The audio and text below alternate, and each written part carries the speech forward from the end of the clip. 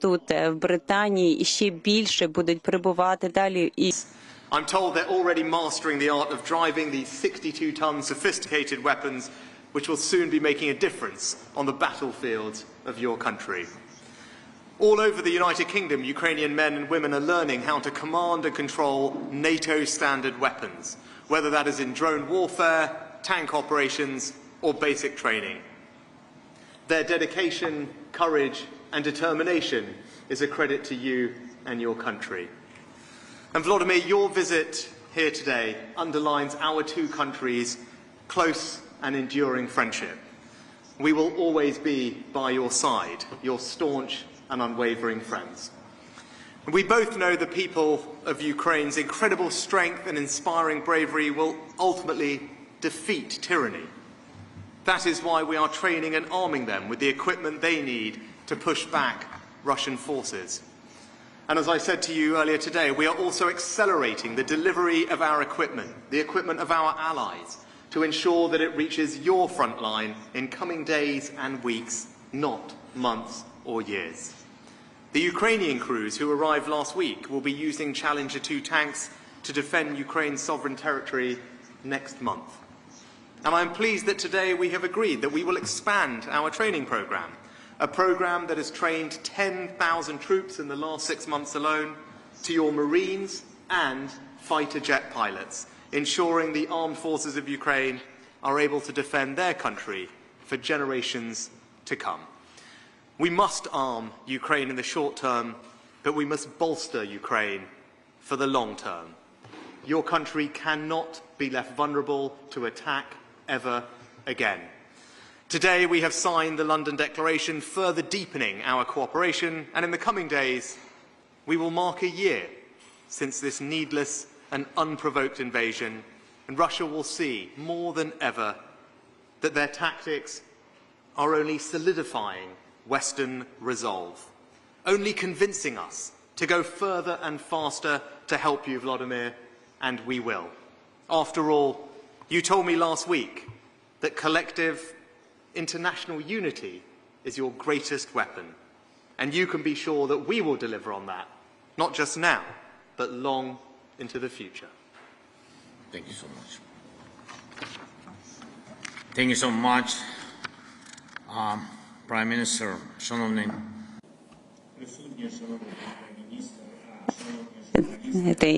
Dear Prime Minister, dear journalists, dear participants, all the British. Today, together with Mr. Prime Minister, we are putting the final touches on our negotiations. And this is exactly here on this military base where our Ukrainian warriors are undergoing their training. And we began this day with some defense issues together with Rishi. And then obviously we also continue discussing these defense issues in my address to the British Parliament. And we are closing this day again with the defense issues. We have a very strong defense package from Great Britain. We've already received some significant number of armored vehicles, and we've agreed on the longer range missiles and also the training of our warriors with regards to managing the unmanned vehicles. And I believe that together we will cover this difficult path to our common victory. And of course, today I'm not able to share with you all of the details what we've been talking about and how it is specifically we are going to strengthen Ukraine. However, I would like to say that this day has become very fruitful, and I'm grateful to Prime Minister for understanding our needs and for his helpful advice and for the decisions that are truly helping our Ukrainian warriors to become stronger. I'm also grateful to His Majesty for the opportunity to have a meeting and conversation with him, and I'm grateful to all of the members of the British Parliament who today during my address clearly showed that Great Britain will never betray their brave spirit. I'm also grateful to everyone in the United Kingdom who was today standing with Ukrainian flags in London. And we saw that, we noticed as we were passing by. And thank you for your support. And today it is very clear that we are standing together with Great Britain. Together with the Prime Minister, we signed Declaration of Unity, a document that truly records principles of our interaction and mutual support. And this is truly a new level of our relations. We also emphasized the achieved level of support, whether it's in security, sanctions, political and economical cooperation, something that truly strengthens our both countries. We've also discussed our position on the international platform.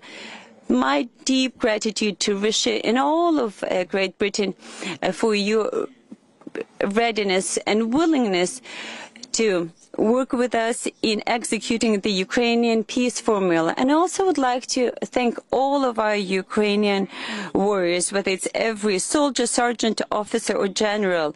Our state is doing and will be doing to make sure that on the front line we have everything in the maximum that's owned by other leading countries. Ukraine will be among those countries who has everything to defend their people. Glory to everyone fighting for Ukraine. Many thanks to everyone who helps Ukraine. Again, thank you, Rishi. Thank you to all the people in Great Britain. Thank you for all these 350 days of unity. Glory to Ukraine. I think we have some time for a few questions from the media. Can we start with ITV News? Is there someone here? Hello, Rohit Khatri from ITV. Mr. President, first of all, you've made a broad and emotional appeal today for further support. But I think a lot of British people want to know some of the specifics. For example, when do you believe this Russian offensive will happen? How many fighter jets do you need? When do you need them?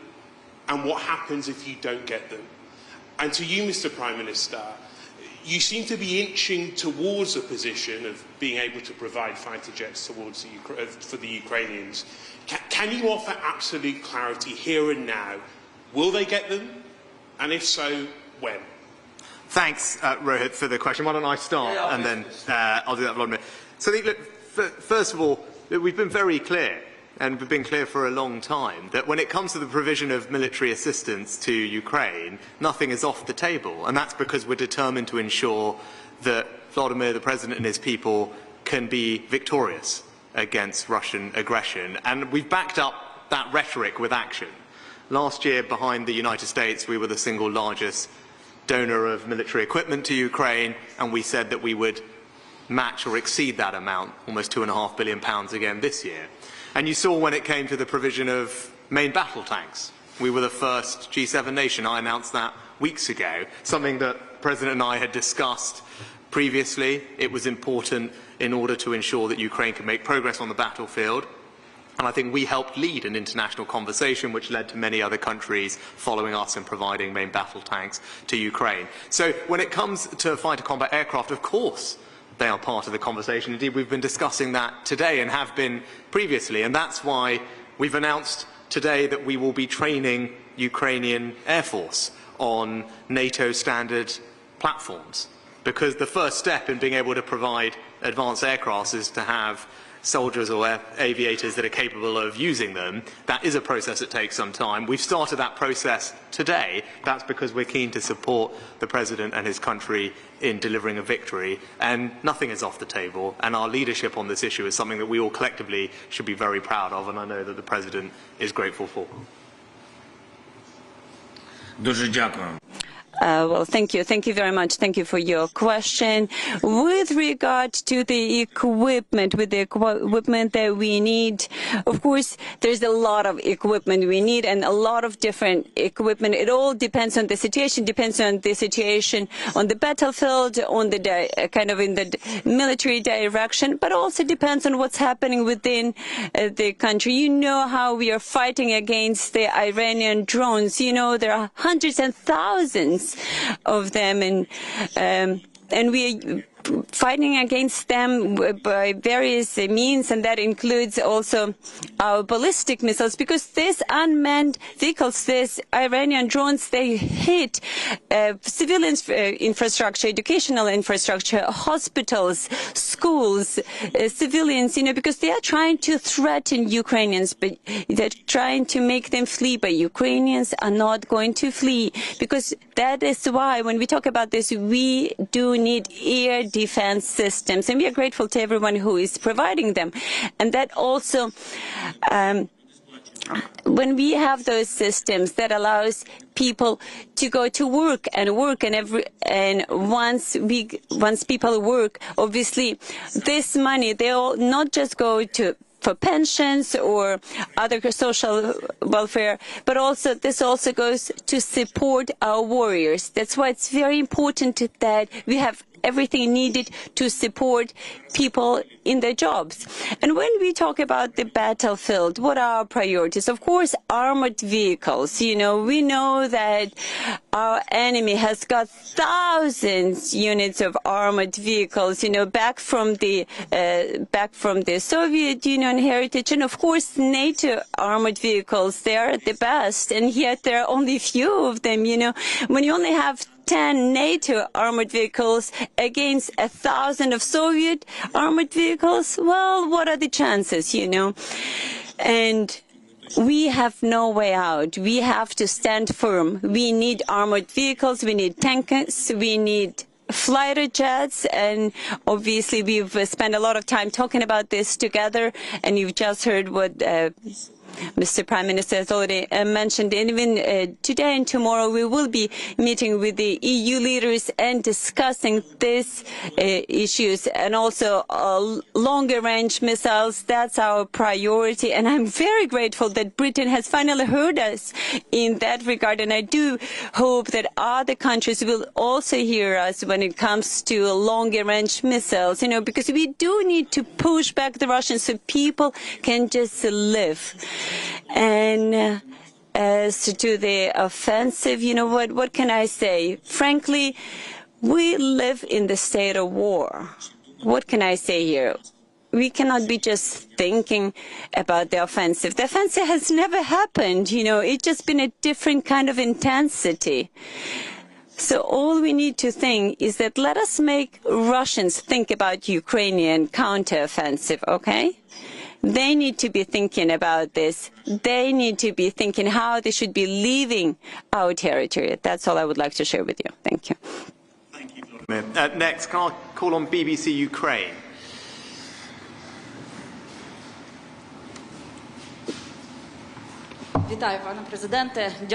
Greetings, Mr. President. I would really like to hug you, but I'm not allowed. Why not? Please, do give me a hug,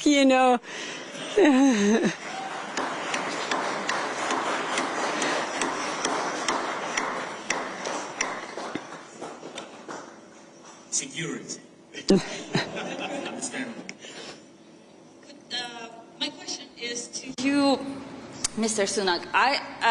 You know that Ukrainian soldiers, they are dying every day. Don't you think that that decision about warplanes is taking too long? And and the other question is, what are your steps to clear the reputation of London as a city that is still laundering Russian money? Thank you.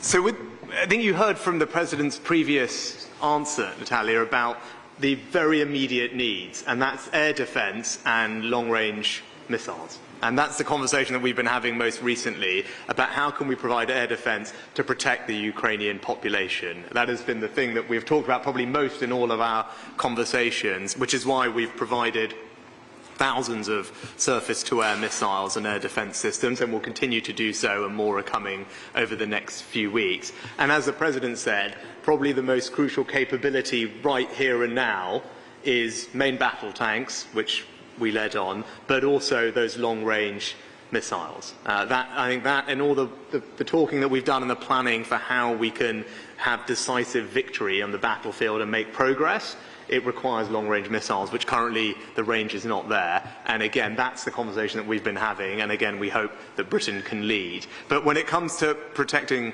soldiers, I think we feel very acutely the tragedy and the hardship that your country and your countrymen are going through. And we've both had the privilege of meeting some of them today. I've met some of them in the past. And their bravery is inspiring. It's awe-inspiring to see, as I have, the ordinary citizens, young men and women who are fighting to defend their country and being trained to do so here. And they go with not just our wishes and our training, but they go with our full support, with all the equipment that we can continue to provide them, and will continue to do so. But rest assured, we are here with you, with your people, and continue to provide you with whatever we can to ensure their safety and indeed their success. Thank you. And with regard to sanctions, I think as you saw at the beginning of this conflict, I used to be the finance minister, and we put in place, the President talked about it earlier today, probably the most extensive and forward-leaning sanctions package of any country at the beginning of this conflict, to demonstrate very clearly that Russia's aggression was unacceptable and we would punish them in every which way we could. We've announced further sanctions today, but continually when it comes to sanctions, we have, I think, led. And you remember the conversations we had on things like SWIFT and banks right at the beginning of this conflict. Again, it was Britain that led the way in pushing for very strict sanctions, and as I said, we've announced further today. And wherever we can continue, to tighten them and do more, we will look to do so, as we have done today. Next, can we go to Sky News, please? Thank you. Dominic Waghorn, Sky News. Prime Minister, if I could ask you first of all, there does seem to have been a lag between Ukraine asking for more sophisticated weaponry and it eventually being given. They asked for more advanced artillery. It was eventually sent. They've asked for tanks and they will be sent eventually. They now want fighter jets and we're training their pilots, but we're not sending the jets. Your predecessor, one of your predecessors, a close friend of President Zelenskyy, has wondered why we're not doing more. Why not send more so they can finish off the job now? What is holding the West back? Why is there that lag? Mr. President, good to see you again. If I could ask you about fighter jets, how urgently do you need them? And what does it mean for your country if you don't get them? So, I mean, I'll take that as the first question.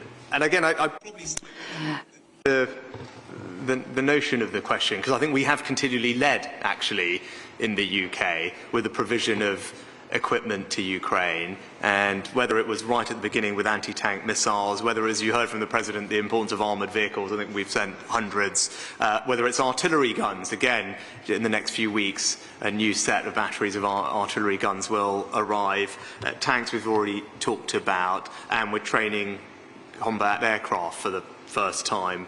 Indeed, actually something that we should have probably been doing a long time ago, because we have a long-standing training relationship with Ukraine that predates the war, but that is something, as we look forward, we'll want to continue to do more of, as we want to make sure that the Ukrainian armed forces are trained on NATO standard equipment, and there's greater interoperability between Ukraine and NATO, which is very much something that we've been discussing. So I think actually we've continued to be on the forward-leading edge of it, and we're providing things as quickly as we can. The Challenger tanks are going to be on the battlefield, as I said, in a matter of weeks. I mean, you've seen the Ukrainian soldiers being trained on them as fast as we can, and we're providing them as fast as we can, and we know that they will make a difference. And I think the President would tell you, we've been having conversations for the few months that I've had this job, and relatively rapidly after we discuss what is necessary, Ukraine sees that we do respond, and then we galvanise others to respond too. That's what we have done, and that's what we'll continue to do.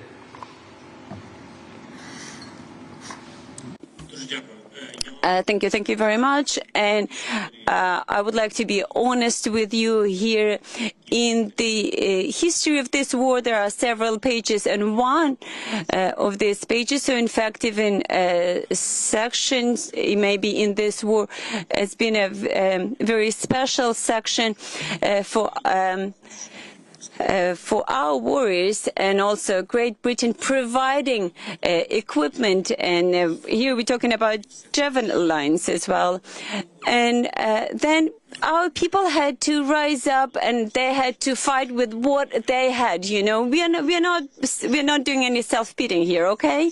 What they had, they were doing, and we were just grateful for whatever we were getting. And then we turned another page, you know, and then we turned into we all turned into fury because Russians were just killing and murdering people, and they were raping people, and we were ready to have anything and use any kind of weapons just to destroy them. And then we turned another page, artillery. You know, we needed artillery.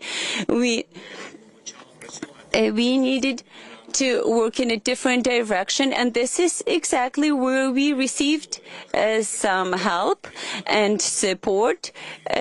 For example, in certain places, obviously, Great Britain helped us a lot, but when it comes to HIMARS, we got a lot of help from the U.S., and we are really grateful to them for this page in the history of war. I think it's very important to understand that Russia has no pity for their own people. They just keep on throwing their people into the battlefield. You know, whereas we have pity and we protect our people. We would not throw them just onto the battlefield. We needed to prepare them. And that kind of marked a different stage in the war. And now we've come to kind of the stagnation phase. You've just asked me what would happen if we don't get this fighter jets or the longer range missiles, or we don't have enough ammunition, or because everything obviously is, you know, running out and coming out of maintenance. Or if you don't have this 185 artillery, you know, there will be stagnation. These people will be coming and be living on our territory, and this will pose great risk to all of the world, because they've captured a nuclear station and they just live there, you know. And this kind of risk will be everywhere because they are terrorists. And so without the weapons that we are discussing now and the weapons that we just discussed with Rishi earlier today and how Britain is going to help us, you know, all of this is very important. Without this, there will be stagnation, which will not bring to anything good. Thank you. Next, we have Inter. Good evening, Mr. Prime Minister. Доброго вечора, пане президенте. Я після прес-конференції до вас підійду. Буде нечесно, якщо я залишусь без... I will come and see you after the press conference because I would like to get a hug as well. Okay, so you've already summarized your day today, and yet I am very interested in your personal impressions. You know, obviously, you've hardly spent even a handful of days outside of Ukraine, you know, in a different country, just under the peaceful sky. So what are your personal impressions? And what threatens me back at home?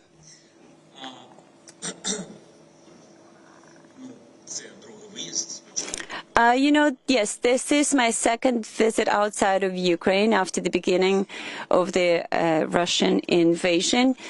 And you know what? I had to do two important things. And first of all, I had to express our deep gratitude of all the Ukrainian people to the people of Great Britain, to the government of Great Britain, to everyone who had been helping us to keep our land, to make sure that we don't lose it, because this is our land, which is dear to us. And you know, I think it's amazing that Great Britain has been so active in this fight. And truly, I am grateful.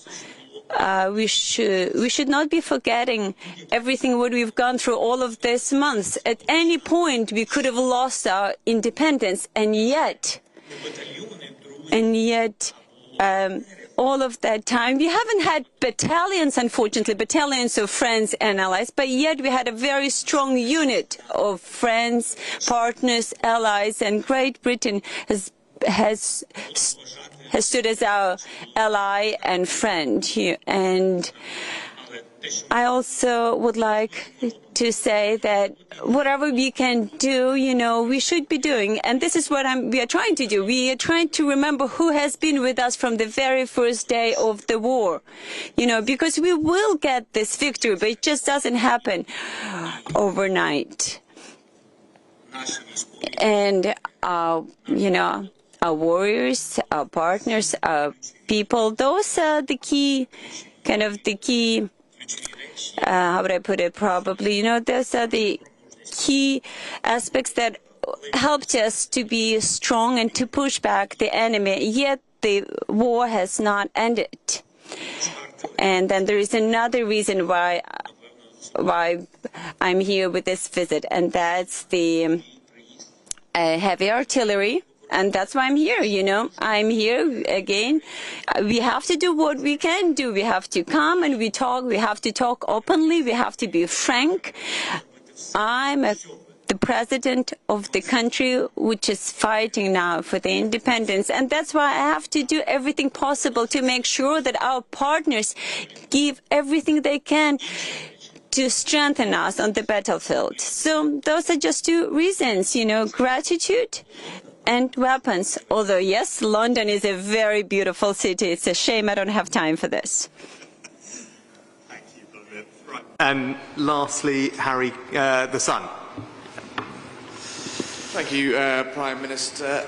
You say that Britain led the world rightly on training Ukrainian troops, on providing arms, and you yourself on tanks, but there does seem to be a reticence to break ranks with the Western allies on jets. Are you personally willing, as Prime Minister, if you can, to send Ukraine some of our Typhoon fleet? And, Mr. President, on behalf of millions of Sun readers, I'd just like to say welcome and Slava Ukraini. Boris Johnson says there's no conceivable reason for Britain and the West not to send you jets. What are the reasons that they're telling you privately, and are those reasons credible? Thank you very much, both. Thanks. So I think you're totally wrong to say that there's been any reticence. Actually, we were the first G7 country to provide main battle tanks. We were also the first country to provide serious arms to Ukraine at the beginning, and we have genuinely led other countries, and that's something we should all be very proud of. And when it comes to the quantum of our support, second only to the United States last year, and again a commitment to provide the same or more this year. And then there's also, as well as the things that we provide, there's also and I think the President would attest to this, the very close cooperation and engagement between our teams as to how that Ukraine can be successful with all the support and training as you're seeing here, but also the help that we provide across the board. So I don't think there's been any reticence at all, actually, and we've probably been the most forward-leaning country in trying to bring about a Ukrainian victory in this conflict. And that's why, as Prime Minister, we decided to change our strategy to accelerate and intensify the amount of support that we give Ukraine so that we can bring about more decisive victory in a sooner period of time. And that's why I made the decision to provide tanks. And with regard to aircraft, as I said, we've already said nothing is off the table.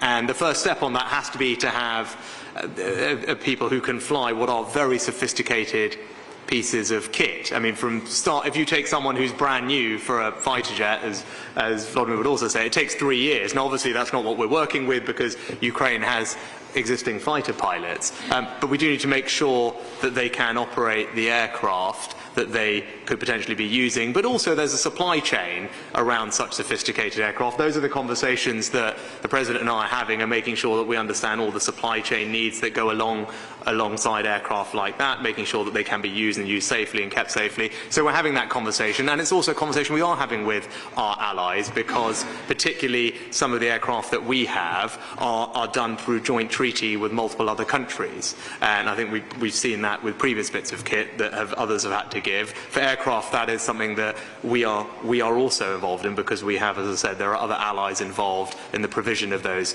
bits of equipment. And as the President said, he's on his way to Europe after this to pick up this conversation with our partners and allies over there. But where we can, throughout this conflict, we have been nothing but out in front, and proudly so. And I know the difference that it's making, and I know the President is grateful for it, and that's what we will continue to do.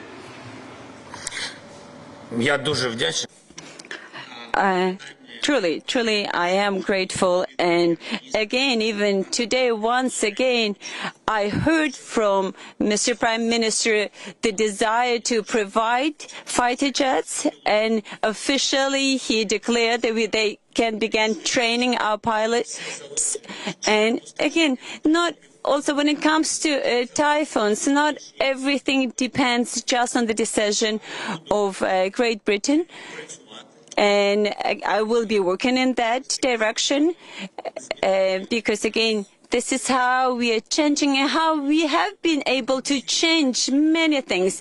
We are intensifying our diplomacy, and I do believe just within a day we will be able to meet with a dozen of EU leaders, and then we'll go back home because this is obviously very important. Obviously, all of these conversations, they have to be taking place quickly. And again, when it comes to typhoon, I didn't even know that it takes 3 years to train a pilot like that. Come on, we will be sending you pilots who've already trained for 2.5 years. Thank you. And I think on that point, another example of it is the conversation we're having on long-range missiles, where again, the conversation that we're having is one that is, I think, out in front of other allies about making sure Ukraine has the longer-range capabilities that it needs at this phase of the battle, and that's a very productive conversation that we're having today as well. Good. Fantastic. Well, thank you very much for your questions. Thank you, Rishi.